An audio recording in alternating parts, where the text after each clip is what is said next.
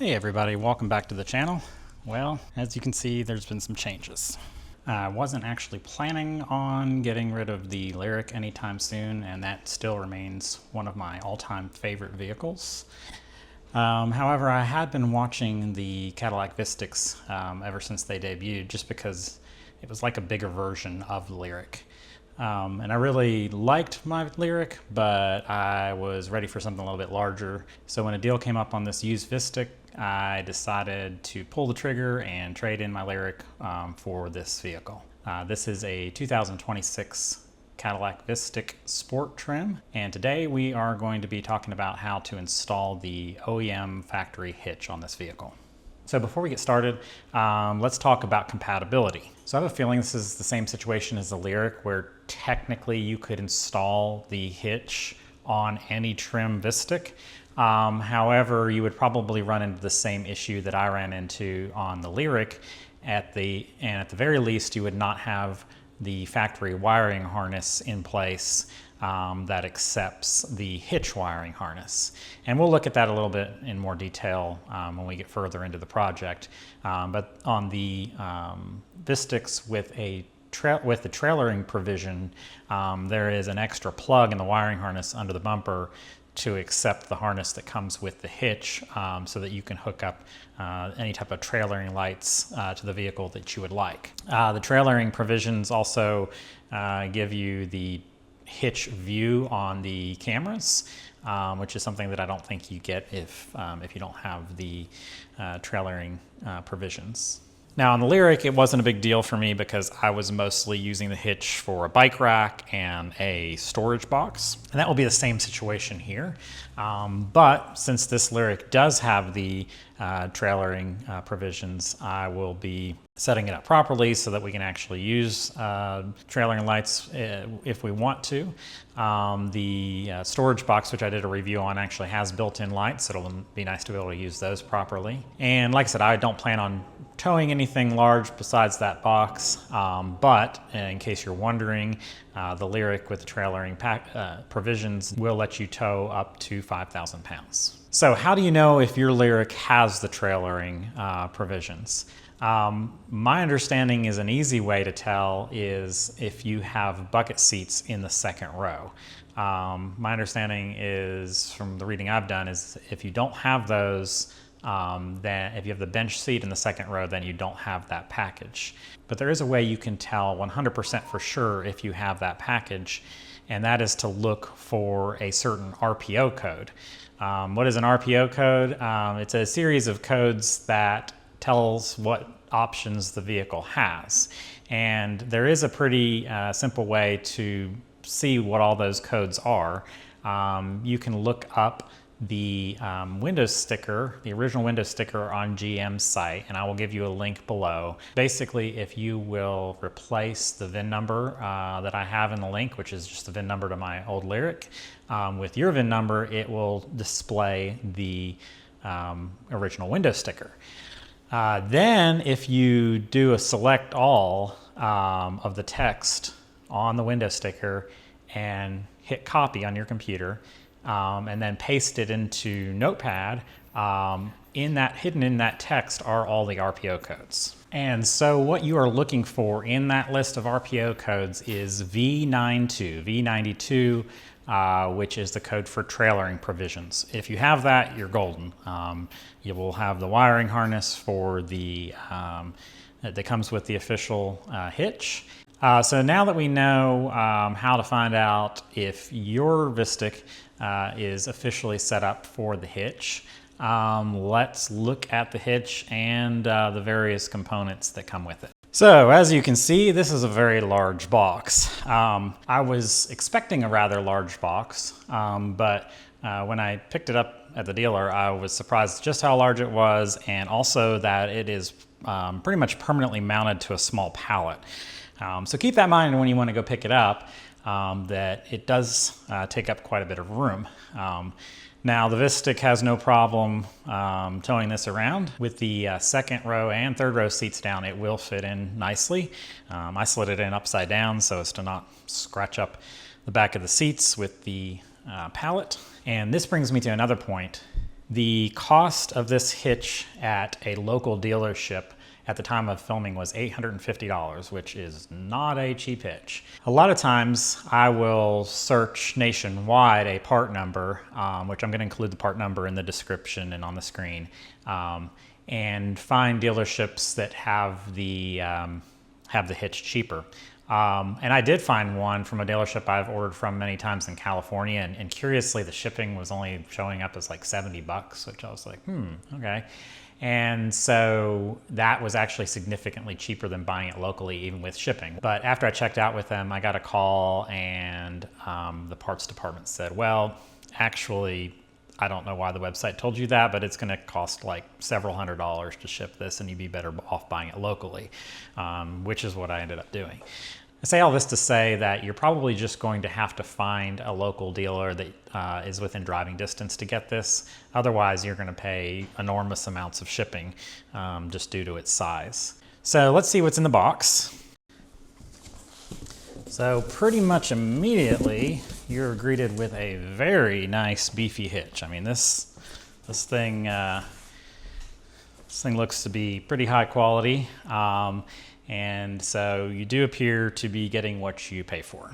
And it's definitely well packed. They knew what they were doing there. There are no actual instructions included in the box. There is a, hey, this is a genuine accessories GM part. Go to one of these websites like accessories.cadillac.com for instructions, for a link. There are no links for instructions anywhere on the site that I could find. I did find a link to the official instructions for installing this hitch, which I will link in the video description. Unfortunately, it just covers installing the hitch. It doesn't cover pulling the bumper cover off, which is what we're going to have to do first.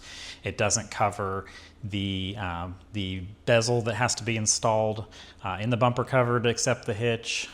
So we're going to kind of be on our own there, but you know, this shouldn't be too awful different from other hitches that I've done on my other vehicles in the past.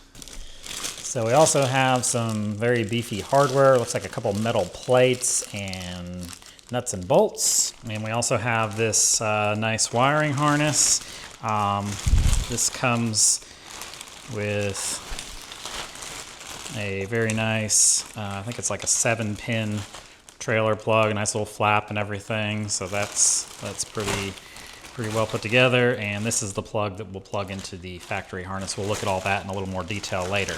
All right, so another thing you will definitely need is the bezel. So basically there's going to be a section of the bumper cover that we will be cutting out to allow the hitch to poke out. And there's a bezel that you put in place that kind of makes that nice and pretty. Unfortunately on this model, there is no fancy cover to go over the hitch when it's not being used, like on my XT5 and my SRX.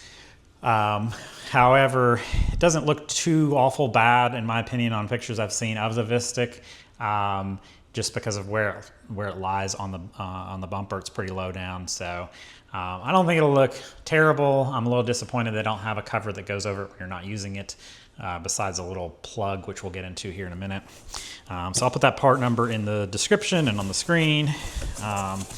So again, no instructions, just, hey, this is a part. And this is the bezel.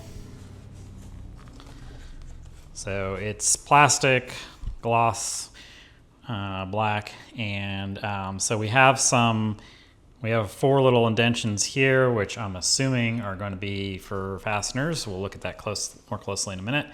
And then we have some little posts around the edge, and I believe we will be drilling holes in the factory bumper that those will go over and some hardware will slide over.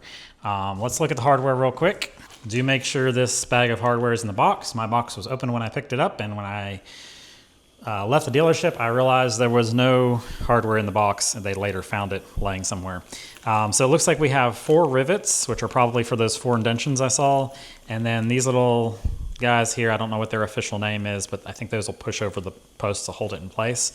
And then we've got this very nicely made protective plug or cover for the hitch receiver. Obviously this is very optional and in my opinion very overpriced. I had some GM points built up that I used to cover a good portion of the cost of this. Otherwise I probably would have skipped it. I mean, don't get me wrong, it's very nicely made. It'll dress up the back of the hitch quite nicely, but I do not think I would have paid the $50 asking price if I hadn't had the GM points to use on it. And then in my case, and this is again optional, I purchased this CURT 7-pin to 4-pin adapter because the hitch mounted box that I have has a 4-pin adapter. So I just figured this would be nice to have. It was on Amazon, it was like $9 and some change. Probably cheaper ones, but I like to stick with brand name stuff when it comes to electronics. Looks like it has a nice little tester built in, which is cool. So I'll link to that in the video description as well. Also optional. Really, all you have to have is the hitch and the bezel. And I think I forgot to mention the bezel at the time of filming was $150. That one you could probably shop around more just because of its size. I ended up just getting the bezel and the hitch locally from the same dealer. Alrighty, so again, I don't have any instructions on how to remove the bumper cover, but that is the first step. I suspect this will be very similar to the Lyriq and any other GM vehicle I've pulled a bumper cover off of. So you can see where the seam is here for the bumper cover. And what we need to do first is at least loosen this piece of trim here. So there's usually going to be some clips along here. We shouldn't have to remove the whole thing, just enough to get us probably a little bit above this seam. I'm not sure how many clips are in there, probably just one, maybe a second one here. And generally speaking, there's going to be some sort of a bolt right in this corner. I think they're usually like 7 or 8 millimeters. But to get to all that, we need to loosen the wheel liner.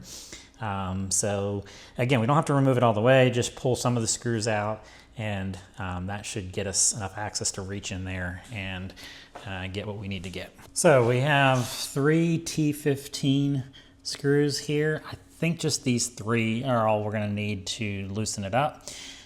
So I've got this handy dandy ratchet. So it's going to be a little fiddly to get in there. Probably be easier if we pulled the wheel off, but I think by the time you pull the wheel off, you could have just fiddled with a little ratchet. So we'll make quick work of that.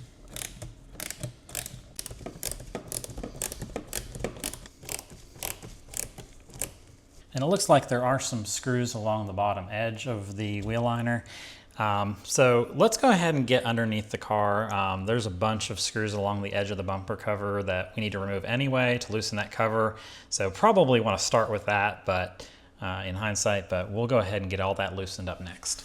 So as you can see, there are more T15 screws all along the edge of the bumper cover. So we're going to want to not only do all of the ones across the bumper cover itself, but also in the wheel liner here so that we have some more wiggle room to move things around. Thankfully, we should be able to get an actual drill underneath here.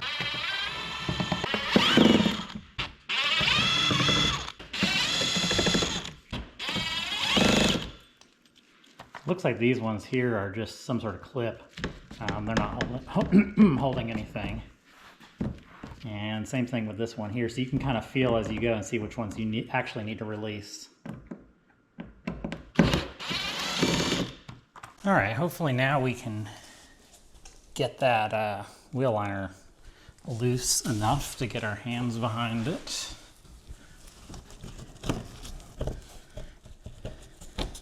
Yeah, it looks like there might be one more. So there's one more of those T15s right up top. And I'm not gonna be able to really get you a view of it, but it's kind of in this indention back here. We might be able to get away without taking it out, but it's gonna be a heck of a lot easier, and it'll be a lot less risk of ripping the wheel liner if we go ahead and remove that one as well. So there's a clip here, and there's also a plastic part that goes into the bottom here, so we really have to get it loose up through here, and I think there's another clip around here somewhere. So the trick is just being careful not to scratch up the body of the car, obviously, or break anything. So you're gonna need some plastic pry tools and fingers to get the job done. So a little bit more wiggle room right where that seam is right there. So use this to get some distance. And we can see that there appears to be a clip right there. So we've got that one loose. I mean, basically the trick is, and this is highly recommended to have a tool like this, is to get it open enough to where we can slide this in at an angle where we're not scratching up the outside of the car. Or we need to be prying very close to that clip so we don't damage this plastic or the clip. So we need to get this other one loose down here. The trick was to get another hand back here and kind of try to pinch that plastic clip together. So now we have the first two clips released, but it's feeling like we're gonna need to do another one. Yeah, so it looks like even though we released this one, there's one right next to it practically, so. All right, so I gave up on filming there for a minute because this was just wearing me out, but with these two released, I was able to get enough leverage and just get my hands close enough to this next one and just pull as hard as I can, and actually ended up releasing a whole bunch of them. At this point, you'd almost just pull it off the car. But yeah, it's important to realize most of these fender moldings have two layers on them. So you want to be really careful about how you're prying because you don't want to separate the two layers. And I might have been wrong about that 7mm bolt down here needing to come out. So there's one up here, which is a little bit different from what most of the GM vehicles that I've worked on have in place. So that's a lot easier to get to.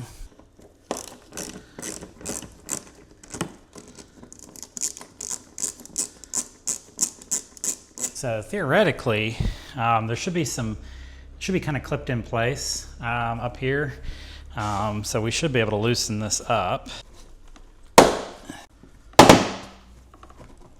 You kind of want to push up a little bit because it's kind of hung on it. All right, so that gets that side loose. I'm going to do the other side. I won't film it because it's the same aggravation in mirrored. So we'll come back when we're ready to pull the back of the bumper cover off. All right, so we have both sides loosened up. So let's go ahead and see what we need to detach on the back side of the bumper cover. So I think we've got to pull this panel right here off next.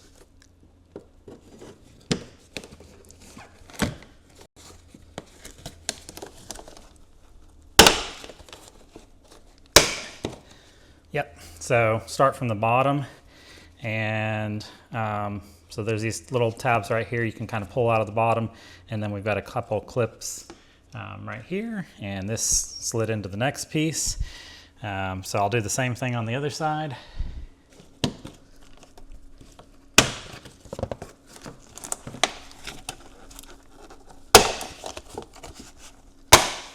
And you really want to get your fingers as close to these clips as possible so they don't break. Looks like this one's stuck in the car, so that's always fun. But these tabs are mounted right on this piece of plastic, so it'd be pretty easy to pull these right through this panel. So you definitely want to get your fingers or pry tools as close to these tabs as possible. All right, unlike the Lyric, I think that's it. I don't see any fastening hardware over here. If it's like the Lyric, I think there's some metal tabs that this is kind of hung on. So it's basically going to be a matter of just kind of pulling this up and off the back of the car. Lights stay on the car, so it's a much simpler bumper. We'll see if it's any simpler to remove.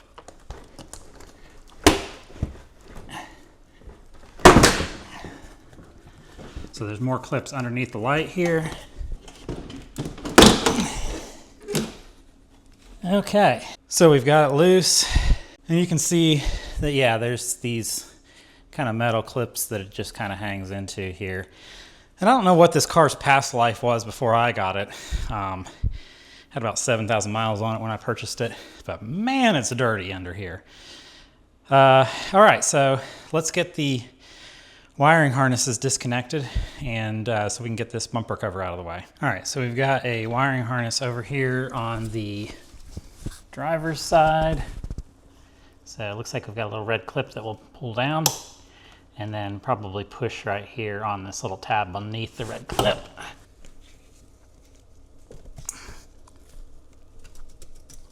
Okay, it slid off like that. And I think there's one around the passenger side as well. So here on the passenger side, we've got a much beefier system going on here. So there'll be this red tab that except it's not. Oh, okay. So basically just push this tab in like that. That releases this gray part. And pull this down and the plug comes off. And with that, we can finally get this bumper out of the way. And something I like to document is just what the back of a part looks like when I pull it off. Might come in handy down the road. So we'll zoom in here. Is the passenger side.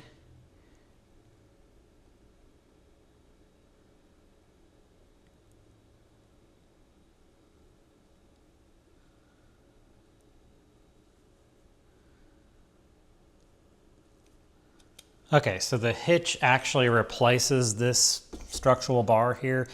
These are 4 15mm bolts on each side.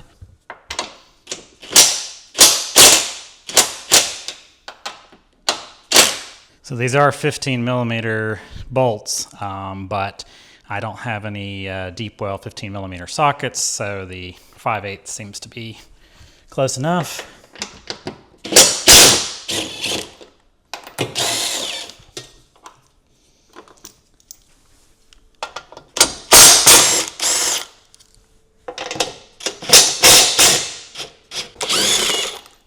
And same thing for the other side.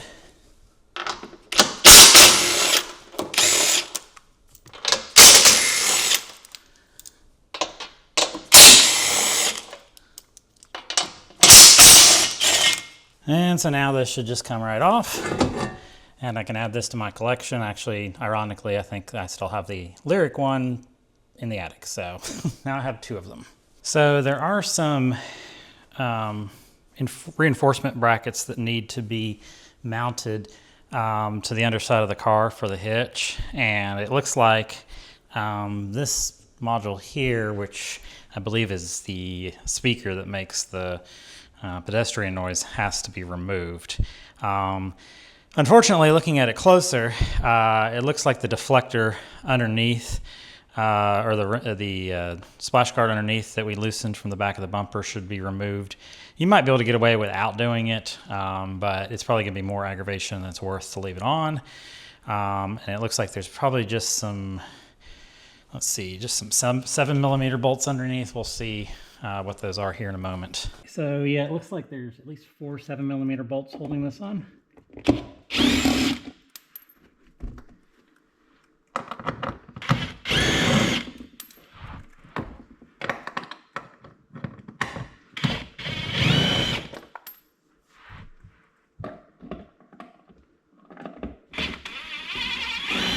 Oh, and there's some clips up there too. So as if the 7mm bolt wasn't enough, they put a push clip on each side too. Oh, that one just decided to snap off. There we go.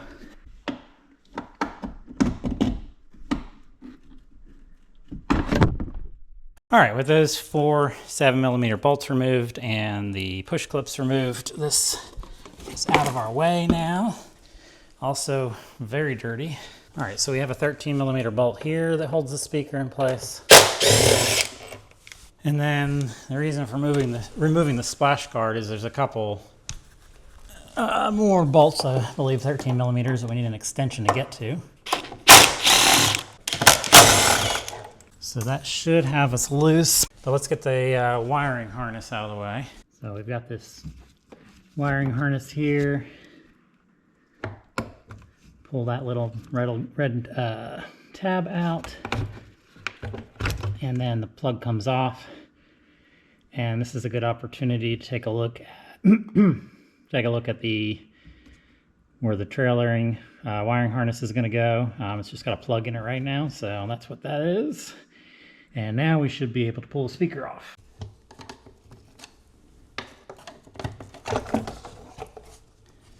And now we've got the pedestrian speaker out. All right, so the reason we need to clear all this out on the passenger side is the Hitch comes with these reinforcement plates. And so the plates need to be orientated so that this lip is pointing down and the rounded end is pointing towards the back of the vehicle. And so these are going to go up underneath the frame of the car where the hitch slides into. So this is like almost like a giant washer, if you will. However, there is some sort of a sealant on the bottom of the car that they recommend that we scrape off so that this has a nice flat mounting surface to mount to. So I'm back over here on the driver's side just because there's more room to film. So basically this plate needs to line up with these two holes, and you can see it rocks back and forth. So they're saying to mark and scrape off this sealant here. Not even really sure why there's sealant here, because it's not like there's two pieces of metal being joined that I can see, but I guess we'll find out when we scrape it off.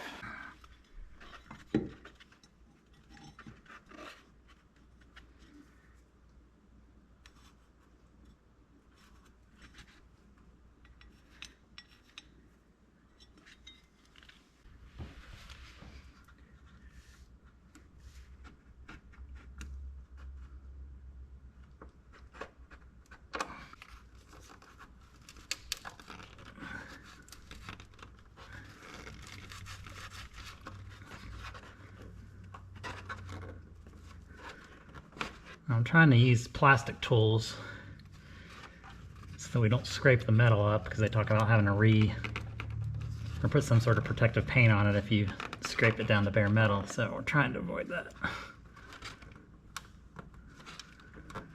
And there does seem to be some small seam under here. It's underneath the cross member here, or this is like a tube that the hitch is going to slide into. So it's underneath that. So it's not like it's keeping water from getting in the car, because, you know, water and stuff can already get in here. So I think that's why this doesn't really matter so much. It's probably just easier for them to run the machine down the whole thing as they're assembling the car.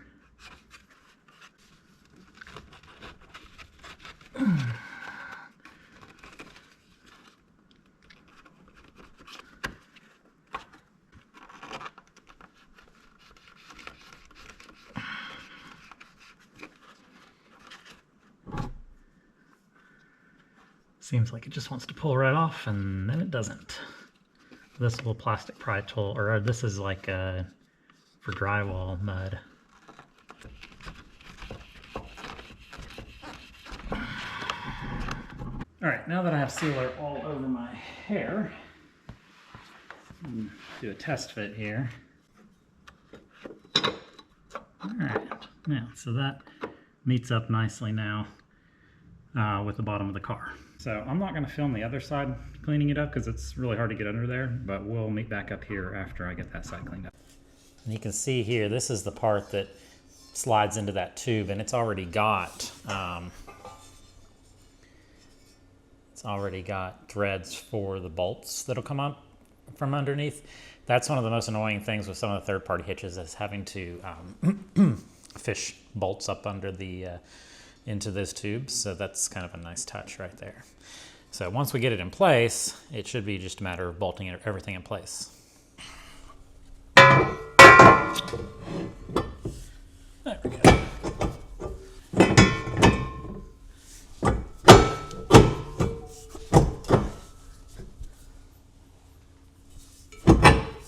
All right, so we've got that set in place. I struggled to get it lined up. I was really thinking some of those posts were not quite right, but there's actually a big old glob of seam sealer inside that tube that was causing it to get all cattywampus. So let's get these bolts back on here. So I'm just gonna put these on here loose until I make sure that the bolts underneath line up correctly.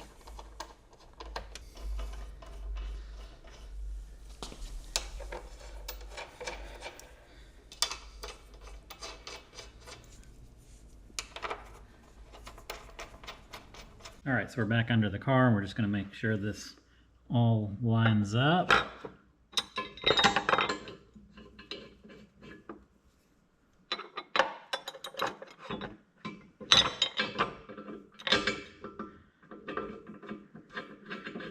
And I will go around the other side and get the other side finger tight, and then we will snug everything up.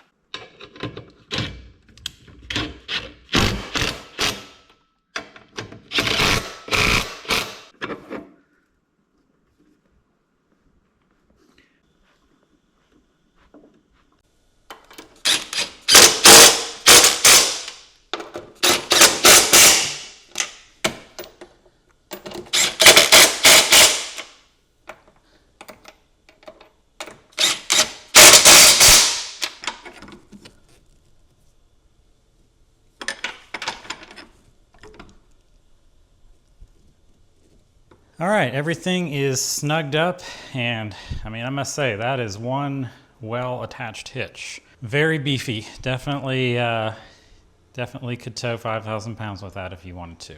All righty, time to install the plug for the trailer, and this just slides up in here, and 10mm bolts finally make an appearance on this project.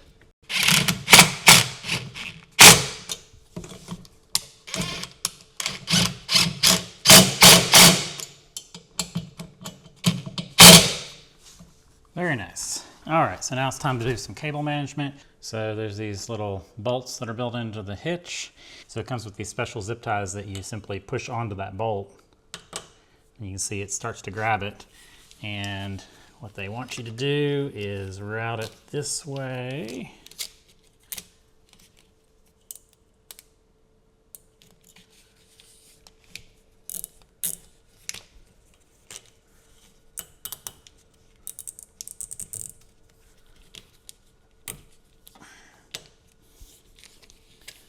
And it's definitely easier to kind of figure out where you want it.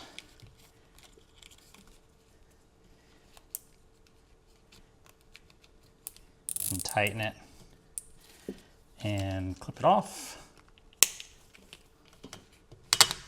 So don't make the mistake I did on the first one and do it in the other order. All right, so that's the first part of the cable management. And so this is where the trailer plug is going to plug into. There's just a dummy plug on it right now to keep all the dirt and grime out.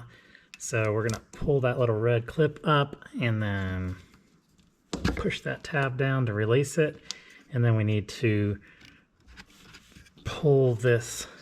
There's a clip right here that needs to be transferred over to the new plug.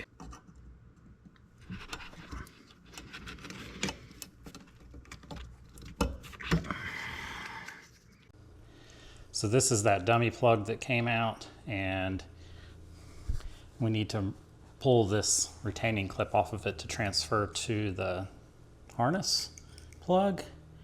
So basically, just pry that off there, and that comes out. And so you can see the new harness has that same little area for this clip to go into. So this will just slide in like this.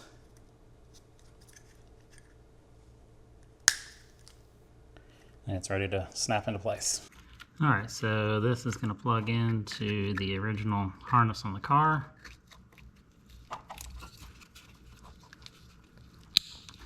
Make sure it clicks, and make sure to push that metal tab back in. And then this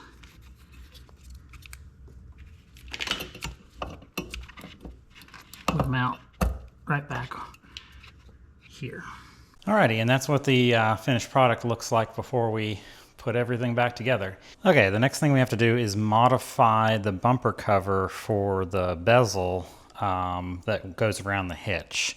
And so I've wiped this down a little bit so it's easier to see, but this is the of course the back side of the bumper cover, and there is actually a outline of where it needs to be cut. So it's kind of hard to see right now, but let me zoom in. So if you look very closely, there is a line here in the plastic, and that's where it needs to be cut. And it's hard to see, but there's also markings up here for where you drill for those little pegs to slide in that are sticking out of the back of the bezel. Actually, I forgot that there are some of those pegs that are down further along the sides. So I've zoomed in here. You can see the little crosshair where you're supposed to drill a hole for one of those pegs to slide into. So that's what you're seeing there at the end of my plier handle.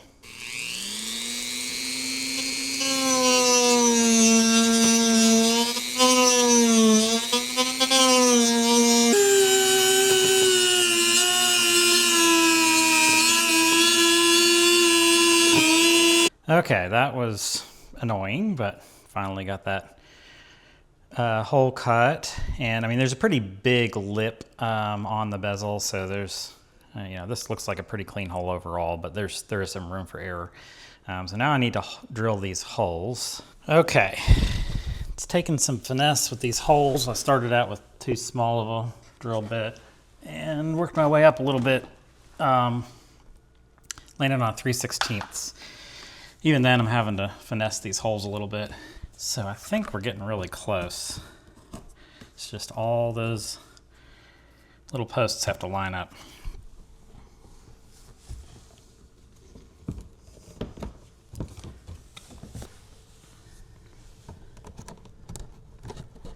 And there we go. Kind of have to get the bottom ones in first to get the other ones to go. So now we need to push those little rings in place, and then it looks like we'll have to pre-drill some holes here, but let's get all that, let's get all of those set first.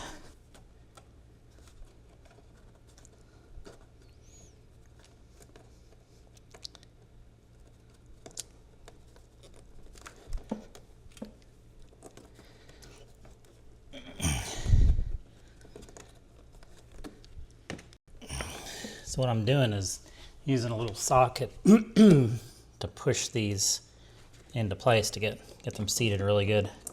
It's hard to do with just your finger. There's probably a tool for this, but today that tool is a socket. All right, that looks pretty good. Looks a lot better than it did a minute ago. All right, so we've got these divots here for our rivets. So we need to drill some holes for those.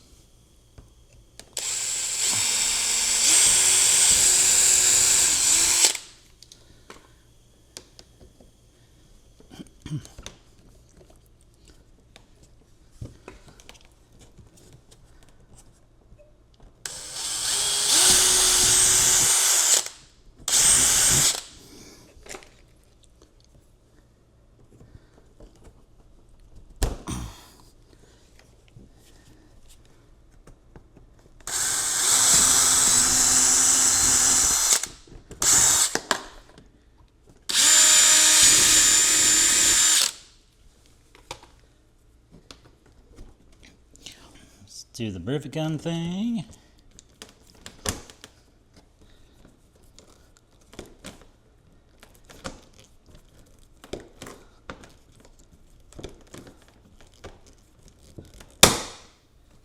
Very nice.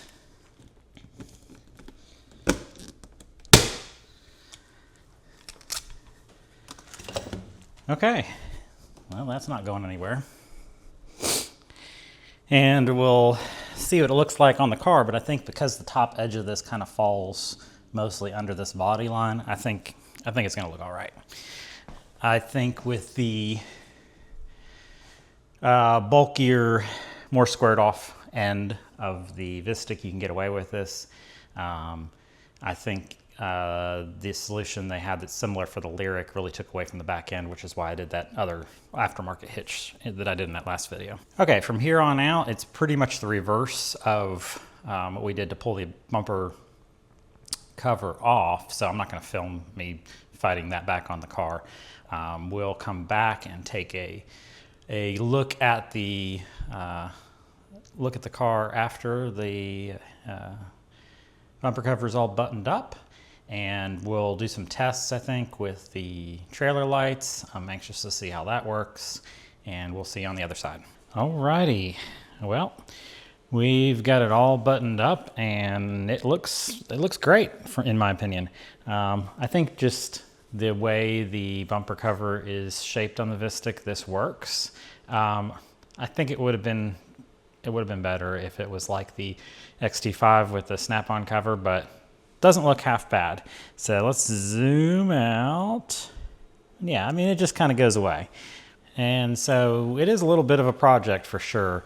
It's not all that different from the LYRIQ in many ways, but there's a lot of extra steps, like having to fully remove that splash guard on the bottom and remove the speaker and scrape off the body fill or body glue, whatever it's called. You know, all that kind of stuff just adds to the time. There's a lot more fasteners and screws. And then of course, you know, that aftermarket hitch that I used, there was some cutting to the bumper cover, but it was just a small notch, where this I must have gone through, I don't know, 7 or 8 Dremel blades. So it's a little tedious in cutting that access cover, but finished product looks great, and it is definitely hard to get a lot cleaner than that. It looks 100% better than, you know, any of the aftermarket ones that hang out of the bottom of the bumper. So I think it's going to be a great addition to the vehicle. And next, let's do some tests, and I'm going to hook up my box with the lights. I'm curious if the car does anything when you hook it up. I think some of the Silverado EVs, when you plug in a trailer, it automatically decreases the range. So I'm curious if you just plug in, you know, trailer lights in general, does it modify the range, even though it's just a little cargo box back there? So let's hook that up and make sure everything works, and see what happens. Okay, so I have mounted the hitch box that I've used on the LYRIQ. I'll link below if you want to watch the review of this box. It's a really slick storage box. It worked well for several trips on the LYRIQ, but I had to do a little bit of a workaround to get the lights to work. Of course, they never worked as far as turn signals go, but I did have it rigged up so that at least just the running lights would run, and the license plate lights would run. So anxious to see this work. So let's first start the car, and let's check the range, and I think it's sitting at about 80% roughly. So let's see. So we are estimating 257 miles. So let's start the car. Yeah, so 257 miles is the estimated range. Let's do this so the car doesn't turn off. Crazy no start but stops. Crazy to not have a start and stop button here. All right, so first of all, we can check out the hitch view. So that's cool. So I guess, you know, the idea there is if you were going to back up and latch onto a trailer, that makes it a little bit, take some of the guesswork out of it there. So that's cool. Let's go ahead and see if I can set this camera up. I'll just sit here. Let's see what happens when we plug in the trailer. Does anything happen?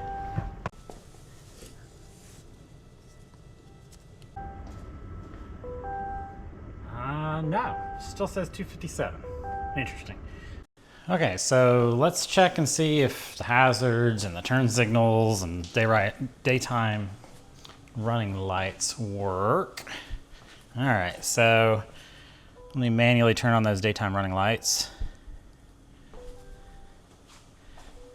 And yeah, it does appear that they are working. And so let's try the hazards. So the daytime running light is the only thing I've actually seen work on this box. And they do indeed work.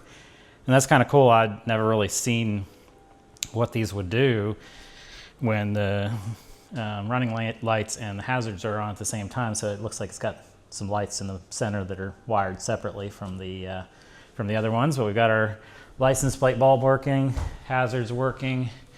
Let's check and make sure the turn signals work. There's our left turn signal, and it does appear to be working. And let's do the other. Yeah, and that is working as well. Alrighty guys, that about does it for this video. That's a pretty neat setup for the VISTIQ. You know, like I said, I don't plan, this is probably the largest thing I'll ever hook up to the Hitch. I mean, it's nice to have in case I do ever need to hook up a small trailer, but I don't own a trailer. I don't plan on trailering. But it's cool that it all works like it's supposed to. Nice to have the full 7-pin trailering harness right on the back of the vehicle, and it's just plug and play. It's nice to know you could tow 5,000 pounds. Keep in mind, it does not appear that, you know, unless maybe there's a difference. I'm not really an expert on trailering and wiring, so maybe it's because I'm using a 4-pin. Maybe the car will treat it differently if you plugged in a 7-pin trailer harness. I have no idea. So at least with the 4-pin, there is no, you know, the car doesn't know. It doesn't adjust its range or anything like you've seen on some of the Silverado EV videos out there. Maybe that's different with the larger harness. Don't know. I'd be interested to find out. But for my use, that's perfectly fine. I would rather it not adjust the estimated range based on whether I have this box hooked up or not.